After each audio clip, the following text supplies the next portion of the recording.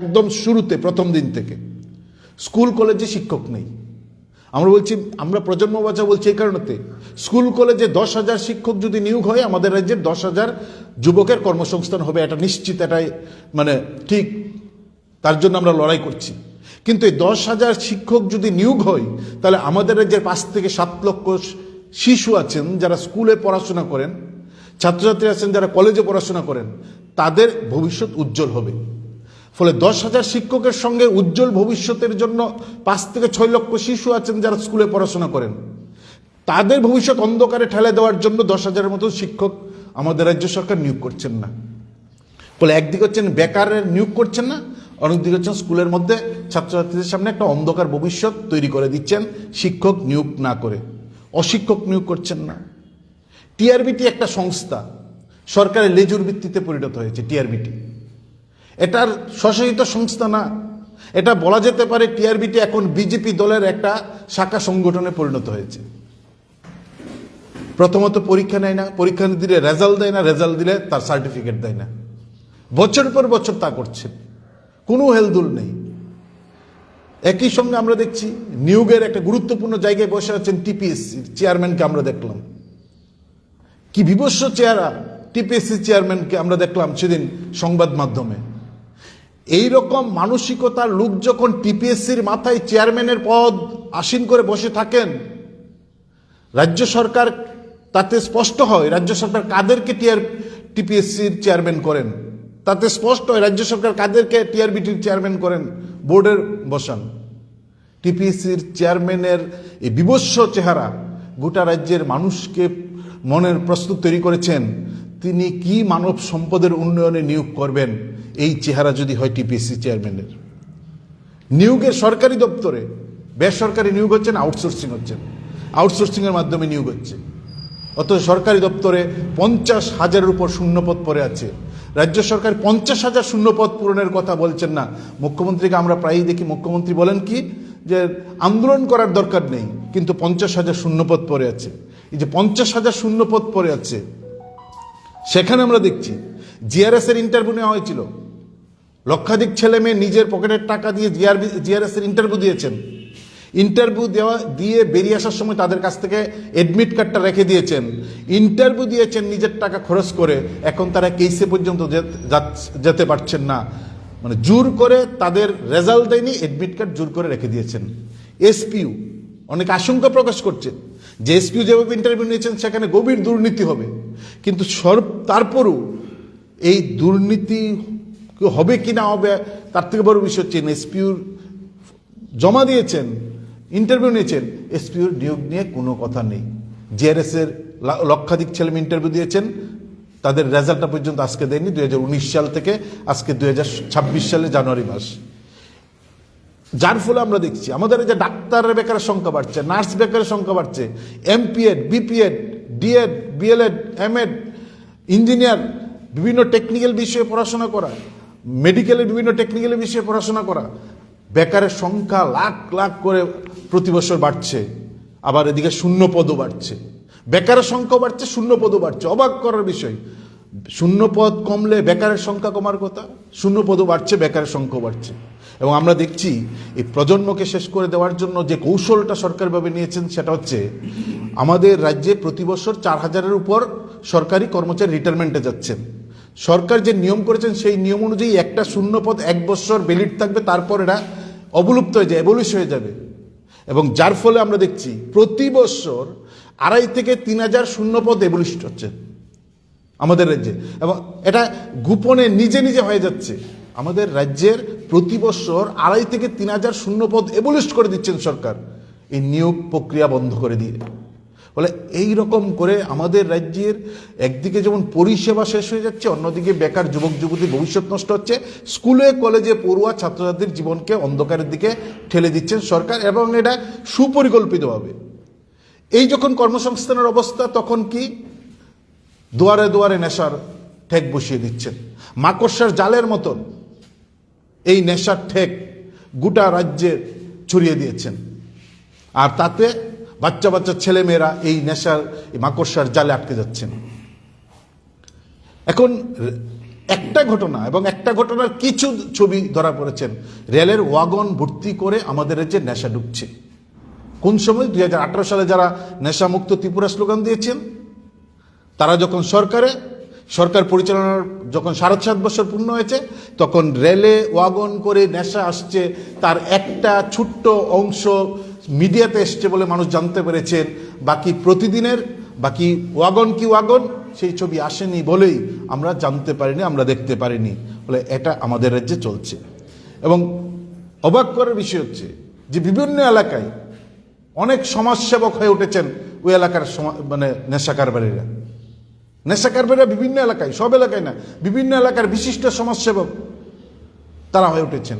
কোনো জায়গায় তো আমরা দেখছি এই নেশা কারবারি সমাজসেবকরা তারা মেলা খেলা অনেক জায়গায় করছেন, সব জায়গায় না, অনেক জায়গায় এই কাজগুলো করছেন।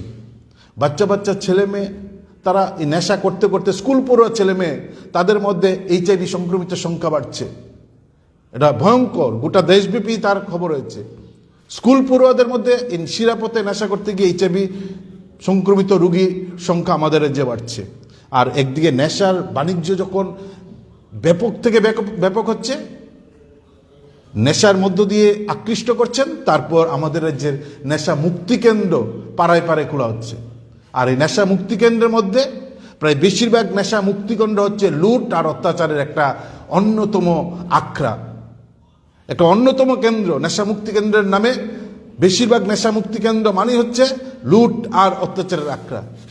এখন তার ছবি আমরা প্রায় প্রতিদিনই দেখছি। তার সঙ্গে যে আমরা দেখছি এই আক্রমণ, মানুষের উপর অত্যাচার, তুল্লাবাজি, জুলুমবাজি, রাজানি, গণতান্ত্রিক আন্দোলনের উপর আক্রমণ, মিছিল করা যাবে না, এই সব শাসক দল এলাকার ওই স্ব এলাকার সমাজসেবীদের, আর এই সমাজসেবী নামে যারা নেশা কারবারি আমাদের রাজ্যে নতুন করে এই যে নেশা কারবারি ঠেক তৈরি হয়েছেন, যারা কারবারিটা করছেন, তারা এই আক্রমণগুলো সংঘটিত করছেন। তাতে গিয়ে আমরা দেখছি আমাদের রাজ্যের সংখ্যালঘু অংশের মানুষ, আমাদের রাজ্যের উপজাতীয় অংশের, দলিত অংশের মানুষ, নারীরা, বাচ্চা ছেলে মেয়ে, 9 বছরের শিশু, তারা মারাত্মক হিংস্র আক্রমণের মুখোমুখি হচ্ছেন। এবং তার মূলে হচ্ছে এই নেশার যে বারবারন্ত গোটা রাজ্যে ছড়িয়ে দিচ্ছেন, তার ফলে তা হচ্ছে। একই রকমভাবে আমরা দেখছি প্রতিটি এলাকায় বিভিন্ন মেলার নামে জুয়ার ব্যবসা করছেন। কেউ ব্যক্তিগতভাবে সেখানে কামাই করার জন্য এই জুয়ার রমরমা চালাচ্ছেন গোটা রাজ্যে। কোনো দরপাকড় নেই, পুলিশের কোনো দরপাকড় নেই, ব্যাপক জুয়ার রমরমা চলছে। আর দুর্নীতি, আমাদের রাজ্যের মন্ত্রী ঘোষণা করেন, মন্ত্রী প্রকাশ্যে বলেন, আমরা মন্ত্রীরা যারা আছি, আমরা যারা নির্বাচিত প্রতিনিধি, আমাদের এটাই তো সোর্স, কন্ট্রাক্টর থেকে 5 লাখ টাকা নেওয়া। এই প্রকাশ্যে ঘোষণা করে যারা সোর্স নেন, টাকা নেন, তাদের বিরুদ্ধে সরকার এখন পর্যন্ত একটা পদক্ষেপ নিলেন না। তার মানে স্পষ্ট হয়েছে যে আমাদের রাজ্যে দুর্নীতি একটা প্রাতিষ্ঠানিক রূপ নিয়েছে। এই প্রাতিষ্ঠানিক রূপ, যার ফলে আমাদের রাজ্যের উন্নয়ন স্তব্ধ হচ্ছে, যার ফলে ভবিষ্যৎ প্রজন্ম রাজনীতি বিমুখ হচ্ছে, যার ফলে মানুষের মধ্যে রাজনীতি সম্পর্কে ঘৃণা তৈরি হচ্ছে। এই যে বিষয়গুলো আছেন, আমাদের কাছে মনে হচ্ছে এই প্রশ্নে একদিকে কাজের সংকট তৈরি করে দেওয়া, আর নতুন প্রজন্ম, বর্তমান প্রজন্মকে একটা অন্ধকারের জগতের মধ্যে নিয়ে যাওয়ার যে ভয়ঙ্কর নীল নকশা বিজেপির নেতৃত্বে গত 7.5 বছরে তৈরি হয়েছে, এই অবস্থান থেকে মানুষকে সক্রিয় করে, মানুষের সঙ্গে কথা বলে বিজেপির বিরুদ্ধে একটা গণ আন্দোলন তৈরি করে কাজের অধিকার ছিনিয়ে আনা এবং নেশার বিরুদ্ধে সামাজিক আন্দোলন গড়ে তোলা। তাই সেই আহ্বানকে সামনে রেখে ভবিষ্যৎ প্রজন্মকে অন্ধকার থেকে আলোর দিকে নিয়ে আসার লক্ষ্যেই আমরা এই প্রজন্ম বাঁচাও অভিযান আহ্বান করেছি, DYFI এবং TYF।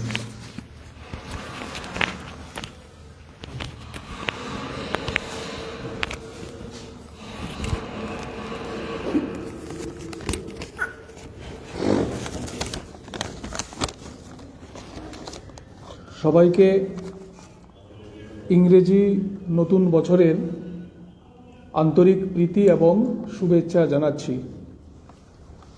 DYFI এবং TYF এর যৌথ উদ্যোগে 8 জানুয়ারি থেকে 20 জানুয়ারি পর্যন্ত রাজ্যের 4টি প্রান্তে আমরা যে প্রজন্ম বাঁচাও কর্মসূচি হাতে নিয়েছি, এই কর্মসূচির প্রেক্ষাপট সম্পর্কে ডিওয়াইএফআই এর রাজ্য সম্পাদক আপনাদের সামনে আলোচনা উপস্থিত করেছেন।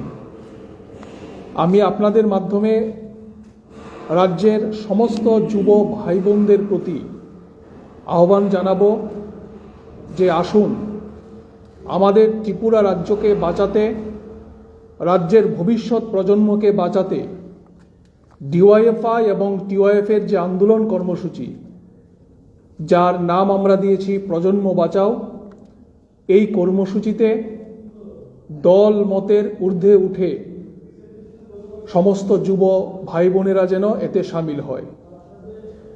আমরা যেটা দেখছি যে বিজেপির শাসনে গত ৮ বছর যাবৎ আমাদের রাজ্য ত্রিপুরাকে সামাজিক অবক্ষয়ের একেবারে চূড়ান্ত জায়গায় নিয়ে যাওয়া হয়েছে।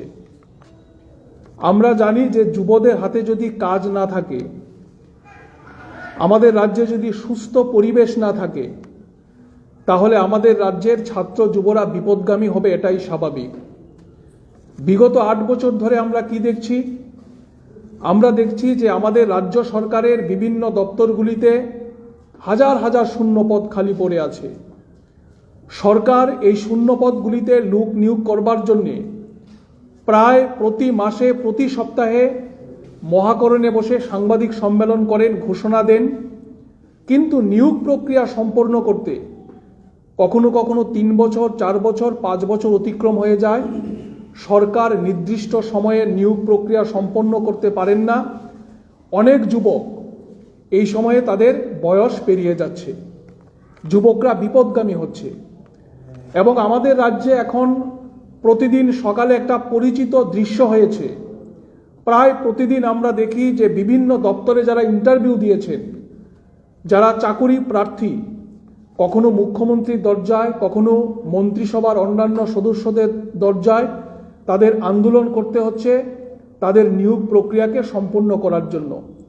কিন্তু আমাদের দুর্ভাগ্য, 18 সালের বিধানসভা নির্বাচনের আগে যারা বেকারের দরদ দেখিয়ে ক্ষমতায় এসেছিল, আজকে 2025-26 সালে দাঁড়িয়ে আমরা যেটা দেখছি যে মুখ্যমন্ত্রী থেকে শুরু করে মন্ত্রিসভার সদস্যরা, যারা চাকরি প্রার্থী, যারা বিভিন্ন দাবিতে আন্দোলন করছেন, তাদের সাথে দেখা পর্যন্ত করছে না। অন্যদিকে আমাদের রাজ্যে নেশা, জুয়া, মাফিয়া রাজ, সিন্ডিকেট রাজ, ড্রাগস, মানব পাচার, এই সমস্ত ঘটনায় আমাদের রাজ্য আজকে আন্তর্জাতিক স্তরে জায়গা করে নিয়েছে। আমরা খুশি হতাম ডিওয়াইএফআই এবং টিওয়াইএফ যদি আমরা দেখতাম যে আমাদের রাজ্যের মুখ্যমন্ত্রী রাজ্যের কোনো একটা জায়গায় বেকার ছেলে মেয়েদের কর্মসংস্থানের জন্য কলকারখানা তৈরি করছেন, কিংবা নতুন শিল্প স্থাপন করার জন্য উদ্যোগী ভূমিকা গ্রহণ করছেন। এটা না করে এখন আমাদের রাজ্যের মুখ্যমন্ত্রী বিভিন্ন জায়গায় উনি নেশা মুক্তি কেন্দ্র স্থাপন করার জন্য ভিত্তিপ্রস্তর স্থাপন করতে হচ্ছে। এই হচ্ছে আমাদের ত্রিপুরা রাজ্যের প্রকৃত চেহারা। এবং সবচেয়ে অবাক করার বিষয় হচ্ছে, বেকারত্বের এই নির্মম যন্ত্রণা নিয়ে আমাদের রাজ্যের যুবকরা যখন ছটফট করছে, তখন একটা কৃত্রিম চাকচক্য দেখিয়ে আমাদের রাজ্যের বেকার ছেলে মেয়েদের ভবিষ্যৎকে ভুল পথে পরিচালিত করবার জন্য খেলা, মেলা, উৎসব, জলসা ইত্যাদির নাম করে সরকারি টাকায় একটা মোৎসব চলছে রাজ্যের সর্বত্র। গত কয়েকদিন আগে আমরা সোশ্যাল মিডিয়াতে দেখলাম একজন যুবক, সে হতাশ হয়ে বলছে যে স্কলারশিপের টাকা রাজ্য সরকার দিতে পারছে না, অথচ আমরা দেখছি বিভিন্ন উৎসবের নাম করে, প্রমোফেস্টের নাম করে সরকারি কোষাগারে লক্ষ লক্ষ টাকা খরচ করা হচ্ছে। আমরা ডিওয়াইএফআই এবং টিওয়াইএফ প্রশ্ন করতে চাই যে এই মুহূর্তে দাঁড়িয়ে সরকারের কাছে আসল প্রায়োরিটি কোনটা? কর্মসংস্থান, বেকার ছেলে মেয়েদের নেশা, জুয়া, ড্রাগসের হাত থেকে রক্ষা করা, নাকি সরকারের প্রায়োরিটি হচ্ছে খেলা, মেলা, জলসার নাম করে কৃত্রিম চাকচক্যে যুবদের ভবিষ্যৎকে বিপথে পরিচালিত করা? এই নৈতিক প্রশ্ন আজকে আমরা রাজ্যের সাধারণ মানুষের সামনে আমরা উপস্থিত করতে চাই। তার জন্যই আমরা সিদ্ধান্ত গ্রহণ করেছি যে ভবিষ্যৎ প্রজন্মকে রক্ষা করার জন্য ডিওয়াইএফআই এবং টিওয়াইএফ এর এই রাজ্যের 4টা জায়গায় যে কর্মসূচি আমরা নিয়েছি প্রজন্ম বাঁচাও, এটা শুধুমাত্র এই 4টা কর্মসূচির মধ্য দিয়েই আমাদের আন্দোলন শেষ হবে না। ধারাবাহিকভাবে আমরা এই প্রজন্ম বাঁচাও কর্মসূচি একেবারে নিচু তলায় ইউনিট লেভেল পর্যন্ত আমরা নিয়ে যেতে চাই। নাম্বার 2 হচ্ছে কমরেড, আপনারা জানেন যে আগামী 12ই জানুয়ারি বিবেকানন্দের জন্মদিন, যেটা জাতীয় যুব দিবস হিসাবে উদযাপন করা হয়। আমরা সিদ্ধান্ত নিয়েছি এই বছর রাজ্যের প্রতিটা মহকুমায়, প্রতিটা এলাকায় আমরা জাতীয় যুব দিবস, বিবেকানন্দের জন্মদিন অত্যন্ত গুরুত্ব দিয়ে আমরা উদযাপন করব। কারণ সারা ভারতবর্ষ জুড়ে আমাদের রাজ্যেও এই সময়ে সাম্প্রদায়িকতা রাজনীতি, ঘৃণা এবং বিদ্বেষের রাজনীতি মাথাচাড়া দিয়েছে। গেল ডিসেম্বর মাসে আমাদের ভারতবর্ষে এমন কয়েকটি ঘটনা ঘটেছে যেটা আমরা কখনো, অন্তত এই ভারতবর্ষে আমরা আশা করি না। ঘৃণা এবং বিদ্বেষের রাজনীতির শিকার হয়েছে আমাদের ত্রিপুরা রাজ্যের একটা ছেলে, এঞ্জেল চাকমা। উত্তরাখণ্ডে তাকে নির্মমভাবে ছুরিকাঘাত করে তাকে খুন করে দেওয়া হয়েছে। আবার পড়শি দেশ বাংলাদেশেও আমরা দেখলাম ধর্মীয় মৌলবাদী শক্তির আক্রমণে দীপুচন্দ্র দাস নামে একটি নিরীহ ছেলে, তাকে আগুনে পুড়িয়ে মারা হয়েছে। এই ঘটনা থেকে পরিষ্কার যে সাম্প্রদায়িকতার রাজনীতি, ধর্মীয় মৌলবাদের রাজনীতি, এটার কোনো দেশ থাকে না, এটার কোনো মানচিত্র থাকে না, এটা সমাজের জন্য বিপদ। ফলে আজকে আমাদের ভারতবর্ষে যেরকম ভাবে ঘৃণার চাষ হচ্ছে, ধর্মের ভিত্তিতে রাজনীতিকে পরিচালিত করার চেষ্টা করা হচ্ছে, আমরা তার বিরুদ্ধে বিবেকানন্দকে হাতিয়ার করে, বিবেকানন্দের বাণী যুবদের সামনে তুলে ধরে একটা সাম্প্রদায়িকতা মুক্ত ভারতবর্ষ তৈরি করবার শপথ নিয়ে আমরা 12ই জানুয়ারি স্বামী বিবেকানন্দের জন্মদিন আমরা উদযাপন করব। আমরা ধর্মের বিরুদ্ধে না, আমরা মনে করি যে আমাদের দেশ ভারতবর্ষ ধর্ম নিরপেক্ষ দেশ, কিন্তু আমরা ধর্মের বিরোধিতা করছি না। কিন্তু ধর্মকে যারা রাজনীতিতে টেনে আনতে চায়, আমরা তার বিরোধিতা করি। কারণ আমরাই ছোটবেলায় শুনেছিলাম সবার উপরে মানুষ সত্য, তাহার উপরে নাই। ফলে এই ধর্মভিত্তিক মৌলবাদী শক্তির যে আস্ফালন, যেটা বাংলাদেশে চলছে, আমাদের দেশে চলছে, এবং কিছু কিছু ক্ষেত্রে আমরা দেখছি আমাদের ত্রিপুরা রাজ্য এই ঘটনা উত্তরোত্তর বৃদ্ধি পাচ্ছে, তার বিরুদ্ধে সমস্ত অংশের শুভবুদ্ধি সম্পন্ন মানুষকে এগিয়ে আসার আমরা আহ্বান জানাচ্ছি।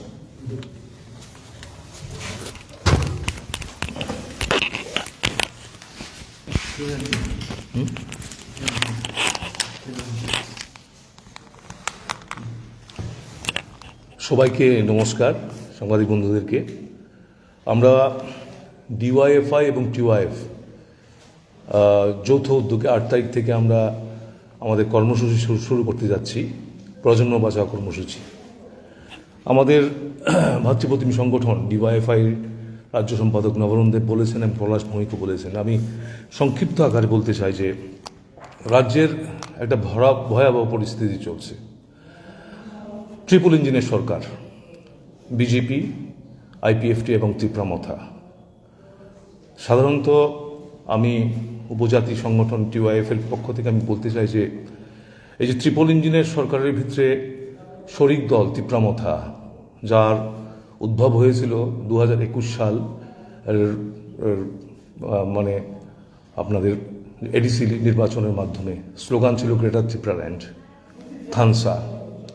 আমরা দেখতে পারলাম গ্রেটার ত্রিপুরাল্যান্ড অ্যাবলিশ হয়ে গেছে, কোনো কিছু নেই। থানসা কথা বলে, কিন্তু আমরা দেখতে পাই থানসা কাদের জন্যে? থানসা খালি ত্রিপুরামথার মুষ্টিময় কিছু নেতার নেতৃত্বের জন্যে থানসা, যে আপামর জনগণ, যে যুবক যুবতীরা রয়েছে, নতুন প্রজন্মরা রয়েছে, যাদের জন্য আমরা কর্মসূচি সংগঠিত করছি, ওদের জন্যে ত্রিপুরামথার সুপ্রিমো প্রায় ওদের ত্রিপুরামথা দলের প্রায় 5 বছর হয়ে গেছে। কর্মসংস্থানের ব্যাপারে কোনো ওদের মুখে আমরা কোনো আলাপ আলোচনা শুনি না। নব প্রজন্মরা কি করে শিক্ষা গ্রহণ করবে স্কুলে? এইগুলি নিয়ে ওদের কোনো আলাপ আলোচনা নেই। স্কুল প্রায় অর্ধেকের বেশি স্কুল বন্ধ এডিসি এলাকাতে। ড্রাগসের যে নেশা, যে কারবার এডিসি এলাকাতে হৌ হৌ করে বেড়ে যাচ্ছে। এইডসের সংক্রমণ শহরের সাথে সাথে গ্রামে পাহাড়েও এইডসের সংক্রমণ শিশুদের, বাচ্চাদের মাঝে বেড়ে গেছে। এবং রাজ্যের ভেতরে দুজন মন্ত্রী রয়েছে শরিক দলে, একজন হাফ মন্ত্রী, একজন ফুল মন্ত্রী। এই মন্ত্রীরা এই যে শিশু মহল, এই যে নতুন প্রজন্ম, যারা শিক্ষার অভাব, খাদ্যের অভাব, চাকরি এবং নানা সুযোগ সুবিধার অভাবে ওদের জীবন বিপন্ন হয়ে আছে, এই সব নিয়ে কোনো আলোচনা করছে না। আমরা দেখি মাঝে মাঝে ভাষার নামে, ভাষা আন্দোলনের নামে নানা রকম কায়দায় আগরতলা শহরে একটা বিচ্ছিন্নতা তৈরি করা। তার ফলে আমরা দেখি আমাদের রাজ্যের আমবাসার যে একটা জায়গা রয়েছে শান্তিবাজার, এখানে একটা বিরাট বড় ঝামেলা হয়েছে ওদের প্ররোচনায়। এখনো অবধি ওই জায়গাতে কে বা কাহারা ওই ঘটনার সাথে জড়িত রয়েছিল এবং আছে, এই নিয়ে সরকার, বিজেপির মুখ্যমন্ত্রী যিনি ডাক্তার মানিক সাহা, উনিও কোনো কথা বলেন না। প্রদ্যুৎ বাবু নিজে এখন চুপ। আমরা চাই এ রাজ্যের উপজাতি অংশের মানুষ, বেকার যুবক যুবতীরা যারা রয়েছে, প্রায় 52,000 শূন্যপদ খালি রয়েছে সরকারি দপ্তরে। এই 52,000 শূন্যপদে যদি 30% আমরা দেখি, প্রায় 15 থেকে 17,000 শূন্যপদ রয়েছে খালি উপজাতি বেকার যুবতীদের জন্য। এদের জন্য শূন্যপদ পূরণের জন্য না প্রদ্যুৎ বাবুর মুখে কোনো কথা শুনতে পাই, না প্রদ্যুৎ বাবুর মন্ত্রীদের মুখে কোনো কথা শুনতে পাই আমরা যখন বিধানসভাতে আলোচনা হয়। আমরা এডিসির ভেতরে যে সারা বছর চাকরি করে, চাকরি শেষ হওয়ার পর ওরা পেনশন পায় না, ওরা নানা রকমভাবে ওরা সোশ্যাল মিডিয়াতে আসে, নানা দাবি জানায়, কিন্তু এখন অবধি ওদের পেনশন মেটাবার জন্য এডিসির কর্তৃপক্ষ বা এডিসি সরকারের কোনো ভূমিকা নেই। এডিসির ভেতরে স্মোক হাউস কেলেঙ্কারি থেকে শুরু করে নানা কেলেঙ্কারি, ওরা নিয়োগ প্রক্রিয়া শুরু করেছে। নিয়োগ প্রক্রিয়া শুরু করার নামে মানে হাজার হাজার লক্ষ লক্ষ কোটি টাকার ফর্ম ওরা বিক্রি করেছে এবং পরবর্তী সময়ে এই নিয়োগ প্রক্রিয়াই বাতিল হয়ে গেছে। তার নিয়ে তদন্ত হয়েছে, অনেক কিছু হয়েছে, কিন্তু শেষমেশ না বিজেপি সরকারের পক্ষ থেকে কোনো তদন্ত রিপোর্ট জমা দিয়েছে, জানিয়েছে পাবলিককে, না এডিসির তরফ থেকে কোনো এডিসির পক্ষ থেকে কোনো তদন্তের কোনো রিপোর্ট আমাদেরকে জানিয়েছে। আমরা উদ্বেগ, আমরা জানতে চাই কি হয়েছে এইসবের জন্য, কেন তিপ্রামথা এবং তার সুপ্রিমো এই রাজ্যের এই যে অবস্থার জন্য কোনো কথা বলছে না। আমরা এই চারটে, এই ডিওয়াইএফআই এবং টিওয়াইএফ, আমরা যে কর্মসূচি আমরা নিয়েছি গত আগামী 8 তারিখ থেকে শুরু করে 20 তারিখ অবধি, রাজ্যের যে ভয়াবহ পরিস্থিতি, এই পরিস্থিতিকে মানুষের জাতি উপজাতি ঐক্য গড়ে তুলে মানুষের ভিতরে একটা নতুন বছরের নতুন আবেগ তৈরি করা, নতুন একটা বিশ্বাস তৈরি করা কি টিওয়াইএফ বিগত দিনে ছিলাম, এখনো আছি এবং আপনাদের স্বার্থে আমরা লড়াই করে যাব। আপনারা আসুন, আমাদের যে কর্মসূচি এগুলি সফল করুন। এই কিছু কথা বলে আমার আলোচনা এখানে শেষ করলাম।